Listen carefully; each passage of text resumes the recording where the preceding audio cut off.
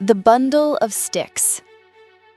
A certain father had a family of sons who were forever quarreling among themselves.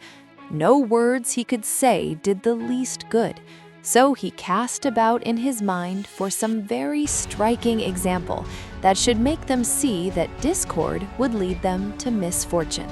One day, when the quarreling had been much more violent than usual, and each of the sons was moping in a surly manner, he asked one of them to bring him a bundle of sticks. Then, handing the bundle to each of his sons in turn, he told them to try to break it.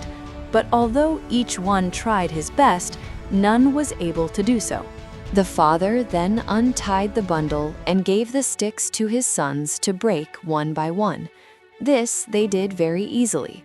"My sons," said the father, "do you not see how certain it is that if you agree with each other and help each other, it will be impossible for your enemies to injure you? But if you are divided among yourselves, you will be no stronger than a single stick in that bundle." The moral of the story: in unity is strength. Don't forget to like and subscribe for more stories with Pi and Nat.